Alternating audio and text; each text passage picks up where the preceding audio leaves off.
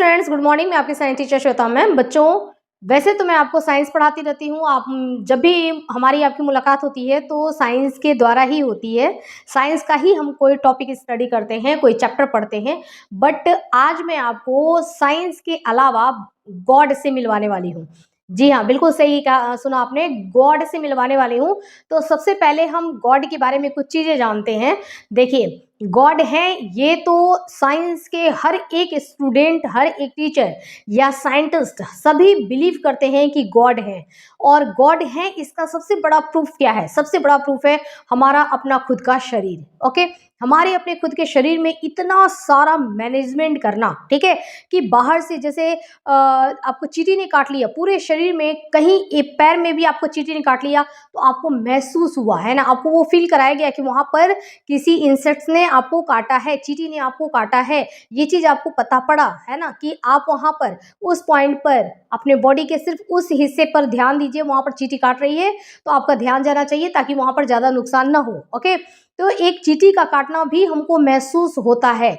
अगर कहीं हमारा हाथ किसी गर्म चीज पर पड़ जाता है तो फट से हम अपना हाथ हटा लेते हैं। ये चीज भी हमको महसूस कराया जाता है कि अगर आपको दर्द का एहसास नहीं होगा तो ज्यादा नुकसान होने की संभावना है। ठीक है, ये सब चीजें ये सब कुछ इतना मैनेज करके बॉडी को बनाना कि आप कुछ खा रहे हैं, उसका खाने के बाद डाइजेशन होगा, डाइजेशन के बाद ग्लूकोज बनेगा, उसको सेल तक पहुंचाना है। पहुंचाने का काम कौन करेगा? ब्लड कर लेगा। ठीक है, तो ब्लड ने ग्लूकोज पहुंचा दिया, ग्लूकोज को तोड़ के एनर्जी कैसे निकाला जाए? तो इसके लिए बॉडी के अंदर ऑक्सीजन पहुंचाना जरूरी है। ठीक है, तो इन्वायरमेंटल गैसेस को नोज बनाया गया है ना, कि नोज के थ्रू इन्वायरमेंटल गैसेस को, जिसमें कि ऑक्सीजन ज्यादा है, मतलब ऑक्सीजन रिच इन्वायरमेंटल गैसेस को बॉडी के अंदर, लंग्स के अंदर पहुंचाया जाए। ओके, ताकि ऑक्सीजन भी सेल तक पहुंच सके और ग्लूकोज का ऑक्सीडेशन हो सके, एनर्जी रिलीज हो सके। अब एनर्जी तो बन गया, लेकिन यहाँ पे एक प्रॉब्लम क्रिएट हो गई। क्या प्रॉब्लम हुई? कुछ वेस्ट मटेरियल बन गया। अब इन वेस्ट मटेरियल का क्या किया जाए? वापस ब्लड में डाल करके इनको किडनी तक भेजा जाए। ठीक है, ताकि किडनी से इनको शरीर से बाहर निकाला जाए। मतलब बहुत सारी फंक्शंस की बाढ़ आई होती है ना, इतने सारे फंक्शंस और इतने सडनली होते, इतने क्विकली होते हैं। आप जस्ट इमेजिन कि आपने एक बार इनहेल किया, सांस लिया आपने, वो, और हमारे लंग्स में जो गैसेस भरे हैं, और वो गैसेस पूरे बॉडी में, मतलब यहाँ से सांस लिया आपने, गैसेस गए, वहां पर एक्सचेंज हुआ, ऑक्सीजन को फटाफट हीमोग्लोबिन ने पकड़ा और लेकर के पहुंचा कहाँ? हमारे लेकर के वो ब्लड में पहुंचा और ब्लड को हार्ट में भेजा गया। हार्ट ने फट से ब्लड को इतनी तेजी से पंप किया कि ब्लड जो है हमारे पूरे शरीर में हर जगह ब्लड पहुंचा दिया गया, ऑक्सीजन पहुंचा दिया गया। वहां से कार्बन डाइऑक्साइड लेके आ गए, वापस कार्बन डाइऑक्साइड आकर के लंग्स को दे दिया, और तब हम सांस छोड़ते हैं, यानी कि तब हमारा होता है, हम करते हैं एक्सहेल। ओके, तो इनहेल और एक्सहेल के बीच में इतना सब कुछ हो गया है ना। तो ये क्या है? एक चमत्कार है, एक चमत्कार है। ठीक है, हमारे ब्रेन में हम जो कुछ सोचते हैं, समझते हैं, कितनी हमारी इंटेलिजेंसी है, हम कितना समझ सकते हैं, या आपने अपनी पूरी लाइफ में कुछ भी अगर देखा है तो उस चीज को सेफ रखा जाता है कहाँ? आपके ब्रेन के अंदर। और हमारा ब्रेन तो कमाल का होता है, कमाल का ब्रेन होता है। आपको लगता है कि आप देखते हैं अपनी आंखों से, बट आंखों से नहीं देखते हैं, दिखाता आपका ब्रेन है। ठीक है, क्योंकि अगर आपके सामने रस्सी रखी हुई है, ठीक है ना, सपोज करो कि एक छोटा सा रोप रखा हुआ था, रस्सी रखी हुई है, और आपको वो रस्सी नहीं दिखाई दे रही है, बल्कि आपको वो सांप दिखाई दे रहा है। सपोज करो, ठीक है, कि आपको सांप दिखाई दे रहा है, तो एक्चुअल में आपको वो सांप ही दिखाई दे रहा है। ठीक है, यहाँ पर खड़े 100 लोगों को वो रस्सी दिखाई दे रही है, बट आपको वो सांप दिखाई दे रहा है। क्यों? क्योंकि आप देखते आंखों से नहीं है, देखते हैं अपने ब्रेन से, अपने दिमाग से देखते हैं। ठीक है, तो हमारा ब्रेन हमको दिखाता है।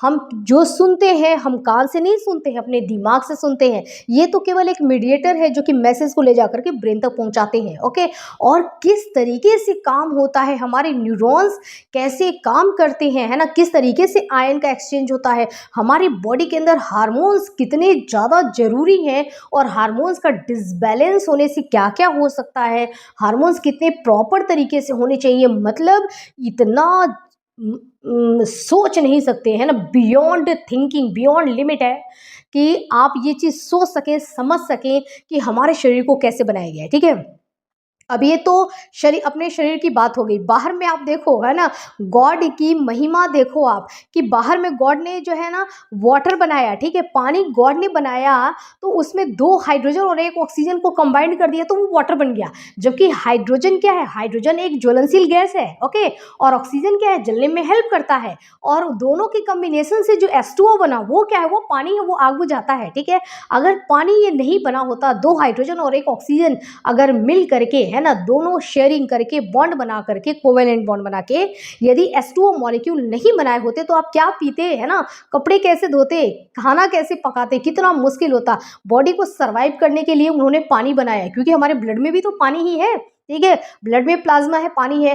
तो आप सोच के देखो कि आपका शरीर तो बनाया ही, साथ में शरीर को सर्वाइव करने के लिए जिन जिन चीज़ों की ज़रूरत है एटमॉस्फेयर में, वो सारी चीज़ें भी आपको अवेलेबल कराई हैं, किसने, गॉड ने, ओके। प्लांट बनाया इसलिए ही ताकि वहाँ से ऑक्सीजन आपको मिल सके, और प्लांट को भी, प्लांट भी जिंदा कैसे रहेगा, तो जो आप CO2 यहाँ पर जो CO2 दे रहे हो, वो CO2 प्लांट ले रहा है, ताकि इन्वायरमेंट का बैलेंस बना रहे, ग्लोबल वार्मिंग ना हो। कितनी बड़ी सोच है ना। हम जो है एक कंप्यूटर, कोई रोबोट बना देते हैं और रोबोट बना करके अपने आप को बहुत इंटेलिजेंट समझते हैं, लेकिन बॉडी के फंक्शंस देखने के बाद महसूस होता है ना, ये एहसास होता है कि क्या है हम, कुछ नहीं है, कुछ नहीं है हम, है ना, हमारे पास मतलब उतना तो हम सोच ही नहीं सकते। सोचते हैं अच्छा चांद पे पहुंच गए, बहुत बड़ा कमाल कर दिया, कुछ नहीं कमाल किया है, ठीक है। क्योंकि गॉड गॉड है ना, सब कुछ उनकी प्लानिंग है, सब कुछ, एवरीथिंग, सब कुछ प्लान है। और धरती को बनाने वाले गॉड हैं। आप अगर चांद तक पहुंच रहे हैं तो उसमें भी गॉड का कुछ होगा, उन्होंने कुछ सोचा होगा कि ठीक है भाई, तुम देख लो, जाओ चांद भी देख लो, है ना, जाकर के मंगल भी देख के आओ। तो कुछ ना कुछ तो सोचा ही होगा गॉड ने। तो सबसे बड़ा अजूबा है हमारा शरीर, शरीर के फंक्शंस। पढ़ते जाओ ना तो दिमाग चकरा जाता है कि ओहो, मतलब इतना कुछ, इतना सिस्टमेटिक, ये यहाँ से गया तो यहाँ, और इसको इस तरीके से यहाँ से बाहर निकालने की व्यवस्था करो, इसको यहाँ से ऐसे अंदर लेने की व्यवस्था करो। ओहो, बहुत, जस्ट इमेजिन है, ठीक है। आप देखो, फर्टिलाइजेशन होता है, एक जाइगोट बनता है, जाइगोट सिर्फ एक सेल है, सिर्फ एक सेल है, ठीक है।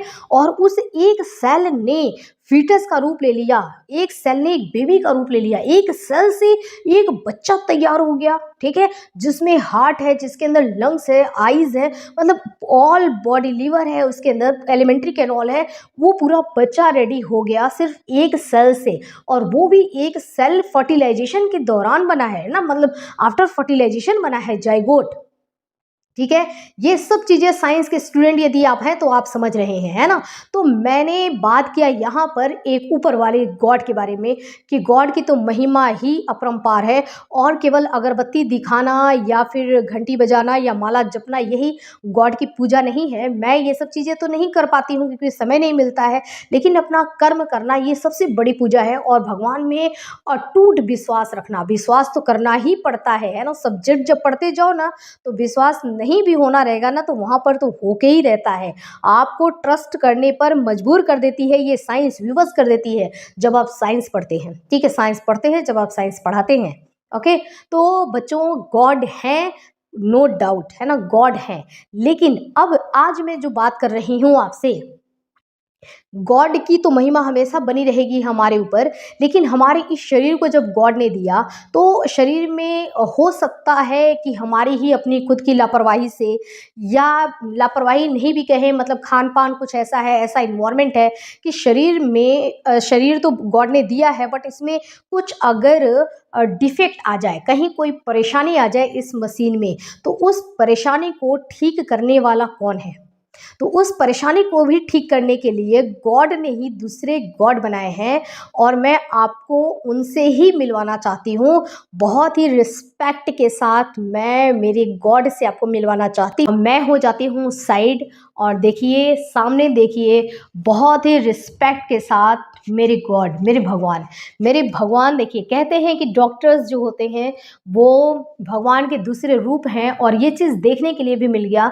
मैं तहे दिल से थैंक यू बोलना चाहती हूँ सर को, बहुत बहुत थैंक यू, बहुत थैंक यू। क्योंकि आप समझ नहीं सकते कि किस किस सिचुएशन में सर ने साथ दिया है, और साथ ही नहीं दिया बल्कि बहुत ही हेल्पफुल नेचर है सर का। ऐसी ऐसी समस्याओं को भी सुलझाया है सर ने। कुछ जगह पे इतनी बड़ी हमारी हेल्प की है, इतनी बड़ी मदद की है कि जिसके लिए मैं लाइफ लॉन्ग सर को कितना भी धन्यवाद दे दूँ, चाहे कुछ भी मैं सर के लिए करूँ, वो शायद कम रहेगा। बहुत-बहुत थैंक यू सर, बहुत-बहुत थैंक यू। बहुत बड़ी समस्या होती है और उसमें वहाँ पर सबसे ज़रूरी बात ये होती है कि नियमों के साथ चलना। सर ने हमारी समस्या को सुन करके उन नियमों को साइड में रख करके और हमारी मदद की है। मैं बहुत उस चीज़ को मैं कभी भी भूल नहीं सकती हूँ, सर के उस हेल्प को कभी भी भूल नहीं सकती हूँ और सर जो ट्रीटमेंट देते हैं वो इतना लाजवाब, इतना शानदार ट्रीटमेंट होता है कि आप सोच नहीं सकते। अनबिलीवेबल, बहुत ही अच्छा ट्रीटमेंट। मैं अपनी बात आपसे करूँ अगर, तो हुआ यूँ कि मैं ना अपनी नींद के साथ बहुत ज़्यादा खिलवाड़ करने लगी थी। जब सोना चाहिए, नाइट में जब सोना चाहिए तो मैं सोती नहीं थी, बल्कि मैं ये सोचती थी कि सुबह मैं बच्चों को ये चीज़ करवाऊँगी, बच्चों को ऐसे करवाऊँगी, बच्चों को वो करवाऊँगी। क्योंकि मैं थोड़ा-सा 2 मिनट आपको बताना चाहती हूँ अपने बारे में कि बहुत ज़्यादा पैशन है काम के प्रति ना। टीचिंग करवाना मतलब एक स्कूल मेरा ये है। बहुत सारी आप देखेंगे कि स्कूल बिज़नेस है, वहाँ पर बिज़नेस के तौर पे इस्तेमाल किया जाता है, बट स्कूल मेरे लिए बिज़नेस नहीं है, मेरा पैशन है ना? पैशन है। कहते हैं कि उसमें वो चीज़ टीचिंग एक ऐसा लगता है ना, मैं जब पढ़ाती हूँ तो मैं 4 घंटे, 6 घंटे भी पढ़ाऊँगी ना तो मुझे महसूस नहीं होता है कि 6 घंटे निकल गए। तो पढ़ाने के लिए ना मैं बहुत सारा डाँट भी सुनती रहती हूँ, बहुत डाँट पड़ती है मुझे कि द दिन भर वहाँ काम करती हो, फिर नाइट में ये ऑनलाइन स्टडी का क्या है, इसको बंद कर दो, बहुत डाँट सुननी पड़ती है। लेकिन सब चीज़ों से लड़ करके भी मैं पढ़ाती हूँ, क्योंकि अगर मैं पढ़ाऊँगी नहीं ना, बच्चों के साथ नहीं हूँ ना, तो ऐसा लगता है जैसे साँसें रुक गई हों। तो इस तरीके से मैं ना रात-रात भर काम करती थी, मॉर्निंग ओरल रेडी करती थी कि बच्चों को सुबह मैं ये चीज़ पढ़ाऊँगी, ये चीज़ रेडी करूँगी, और इस तरीके से करते-करते, सोचते-सोचते फिर उसके बाद चलो मान लो कि सारा काम मेरा हो गया और मैं बेड पे गई सोने के लिए, तो सोते टाइम भी ना मैं नेक्स्ट डे की प्लानिंग क्या रहेगी, है ना? ऐसे क्या करूँगी, ऐसे समझाऊँगी, वैसे समझाऊँगी। इतना ज़्यादा मैं ये चीज़ें ना प्लानिंग, प्लानिंग, प्लानिंग सोचती थी। नेगेटिव थिंकिंग तो नहीं थी, पॉज़िटिव ही थी, बट नींद के साथ इतना खिलवाड़ होने लगा, बहुत ज़्यादा। ऐसे होते फाइनली यूँ हुआ कि मेरी नींद ही चली गई। पहले नींद आती थी तो कहती थी कि सो लो श्वेता, सो लो, है ना? लेकिन मैं सोती नहीं थी। तो नींद ने सोचा कि शायद इनको मैडम को सोना ही नहीं है, ठीक है, कोई नहीं, जाने दो। अब वो नींद वाले हार्मोन ही अब सीक्रेट होने बंद हो जाएँगे ना, सोना नहीं है मैडम को। तो उस तरीके से फिर मैं बहुत परेशान होने लगी, सब रात में सोता था और मैं टहलती रहती थी, देखती थी कि अब नींद आ जाए, अब नींद आ जाए। नींद नहीं आती थी, पूरी-पूरी नाइट निकल जाए, नींद नहीं आती थी। फिर मैं सुबह रेडी होकर के स्कूल पहुँच जाती थी। स्कूल तो मैं पूरे फुल एनर्जी के साथ काम करती थी, लेकिन घर आके सोचती थी कि चलो दोपहर में भी सो लूँ, तो दोपहर में सोने जाती थी, दोपहर में भी नींद नहीं आती थी। ये इस तरीके से परेशानियाँ जो है ना बढ़ती गईं। फिर मैंने नींद की गोली लेनी शुरू कर दी। नींद की गोली लेती थी, सो जाती थी। फिर दूसरे दिन ट्राई करती थी, नींद आएगी। 1 बजे, 2 बजे तक ट्राई किया, 3 बजे तक ट्राई किया, नींद नहीं आया, तो फिर मैडम को मैसेज करके और सो जाती थी मैं कि आप प्रेयर वगैरह करवा लेना, मैं आ जाऊँगी। तो ऐसे-ऐसे इस तरीके से दिन गुज़रने लगे। एक लंबा टाइम गैपिंग हो गया जब मैं इन प्रॉब्लम से जूझने लगी कि मुझे नींद नहीं आती है। सिर्फ़ नींद की सम न मतलब नींद ना आना अपने आप में एक बहुत बड़ी समस्या है, क्योंकि मुझे जुकाम हो जाता था, है ना, बहुत ज़्यादा छींकें आती थी, कमज़ोरी जैसी महसूस होती थी, क्योंकि नींद पूरी नहीं हो पा रही है ना, हेडेक होता था, सिर दर्द होता था, फिर सिर दर्द की दवा खा रही हूँ, ब्लड प्रेशर की दवा खा रही हूँ, हर परेशानी से जूझती थी, क्योंकि मुझे नींद नहीं आती थी, है ना, मेरा नींद पूरा नहीं होता था। तो इस तरीके से काम तो मैं पूरे एफर्ट से लगा कर के करती थी। जब मैं सर के पास पहुँची और सर को मैंने जब ये सारी बातें बताई, मुझे ये चीज़ एहसास हुआ, लेकिन है ना, कि मुझे सर के पास जाना चाहिए, है ना, क्योंकि सर ही हैं जो मुझे ट्रीट कर सकते हैं और नींद को मेरी वापस जगा सकते हैं कि हाँ, हाँ, तुम आ जाओ, है ना, अब मैडम को सोना है, नींद चाहिए मैडम को। तो इस तरीके से मैंने ये तो डिसाइडेड ही था, मैं बस टाइम देख रही थी कि कब बीच में मुझे गैप मिले और मैं सर के पास पहुँचूँ। तो सर के पास जब मैं पहुँची, सर को मैंने अपनी सारी सिचुएशन बताया कि मैं सोती तो नहीं हूँ, लेकिन फिर भी मैं जब स्कूल जाती हूँ तो मैं फुल एनर्जी के साथ काम करती हूँ। तो सर ने उसको बहुत अच्छी तरीके से एक्सप्लेन करके बताया, समझाया कि देखिए एक बच्चा है और बच्चा भूखा है ना, उसको भूख लगी है, तो थोड़ी देर के लिए आप उसको खिलौने वगैरह दे करके, दिखा करके, अगर बच्चा रो रहा है भूख से, लेकिन आप उसको खिलौने दिखा करके थोड़ी देर के लिए अगर उसको डाइवर्ट कर सकते हैं, बच्चा चुप हो जाए, तो इसका मतलब ये नहीं है कि उसकी भूख शांत हो गई है ना।